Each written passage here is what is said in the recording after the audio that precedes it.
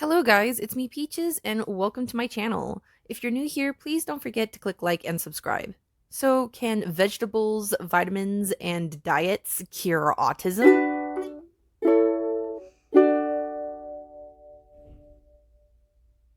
I don't know what I'm doing.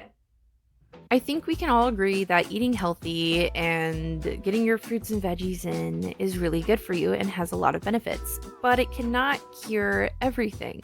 The idea that dieting and taking supplements can help or cure autism comes from the anti vaxxers, much like a lot of other autism cures. If someone claims they can cure autism, run the other way. It's probably a scam and it can be very dangerous to take whatever supplements or do whatever diets that they're offering you. A lot of these people who sell these supplements and diets have some of the wackiest ideas about what causes autism.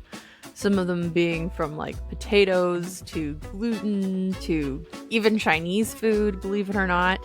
And then there's PETA, and PETA's like, I think milk causes autism. And they actually did. And they had this huge billboard, this ad where it's like, got autism. And I think that is insane. Like, could you believe, like, if that was half true, most of the world's population would be autistic?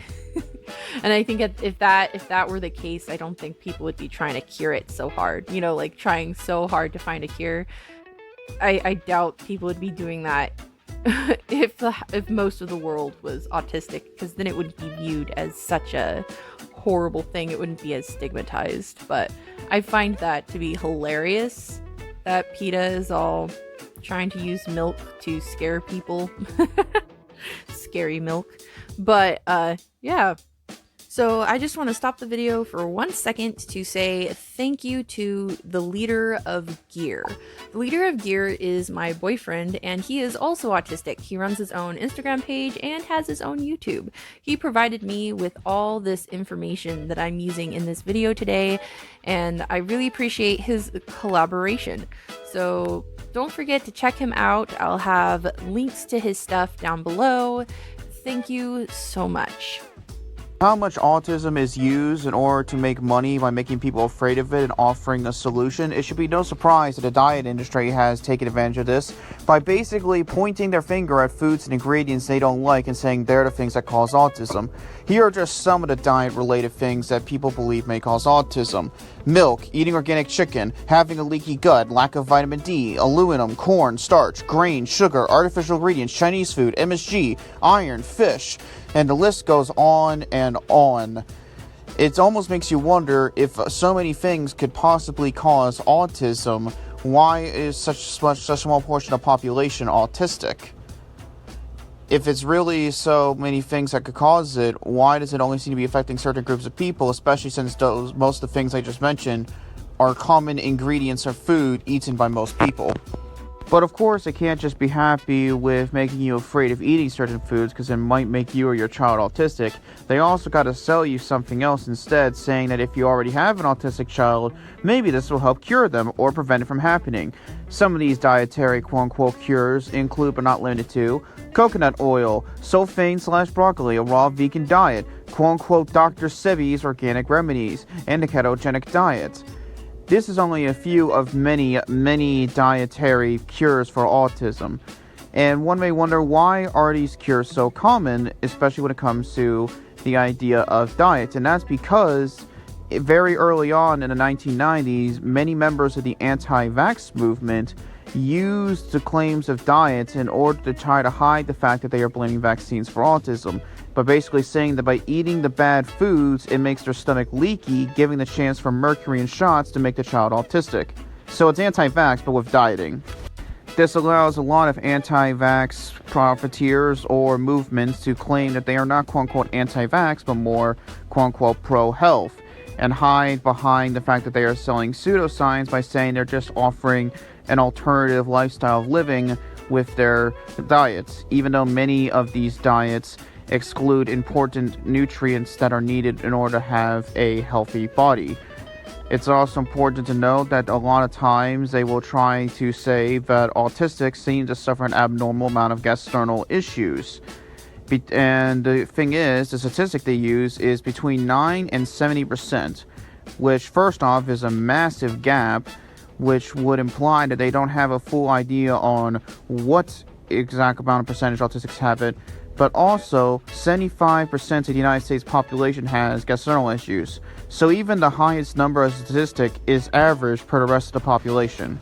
Back in 2019, an Instagram account ran by a woman known as Yolinka had a claim in their bio that they healed their kids' eczema and autism using healthy fruits and veggies. That caught the attention of Gear, and the two of them got into a rather entertaining debate on Instagram. We know that you cannot cure autism with veggies and fruits. Even WebMD and Mayo Clinic state that there is no hard evidence that foods or diets can help with autism. I find it very dangerous that Yolinka has such a strong following and is still growing. With currently over 100,000 followers on Instagram and 6,000 subscribers on YouTube, she has built herself a pretty large group of people who listen to what she has to say. And while she has removed the claim to have cured autism from her bio, she still claims her healing programs can help with autism and is offering healing DIYs. She is selling all of this information and such through ebooks and workshops. From what I can tell, this woman has no medical schooling of any sort, and I could be wrong, but I'm not finding anything. She does claim, however, to use a lot of the same methods as Dr. Robert Morse. Dr. Robert Morse is a man who claims he can cure almost anything, which in itself is pretty sketchy. So beside the fact that a lot of these people are fake doctors and don't have the best intentions, why are diet cures so harmful? The very idea that you should cure autism is a awful one. Many autistics feel that they don't need to be cured. I myself feel like it's a huge part of who I am, and I don't think curing me would be a good thing. The idea of curing autism also leads to other far more harmful cures like bleach. A great example of something like this happening is Carrie Rivera. Carrie Rivera first believed that a diet change could cure her child of autism and was working with Defeat Autism Now. But after that didn't work for obvious reasons, she turned to chlorine dioxide and started to claim it was parasites that cause autism. She even started to sell it to parents as a cure. This woman is not a doctor. Another man I want to talk about who is a fake doctor is Dr. Sebi. He was a self-proclaimed healer. Dr. Sebi had claims that he could cure cancer, autism, and other illnesses with herbs and diets and supplements. And it's insane. There are so many fake doctors trying to sell these diets and supplements to cure autism, and it's awful because they don't just want to try to cure autism, they want to claim they can cure almost anything. They say they could cure cancer, they could cure fibromyalgia, and all these other chronic illnesses that you can't just cure with food. You can't cure by taking vitamins and eating fruit. And it's awful because it has such a huge effect on these people's lives. It ruins it sometimes, or makes their conditions worse, or can have awful side effects. And these people are not doctors. They don't know what they're talking about. And they should stop trying to pretend like they are doctors or that they know better than real doctors. Hi, and thank you so much for watching my video. If you've been here already, make sure you click the notification bell so that you can get notified when I post my videos every Monday.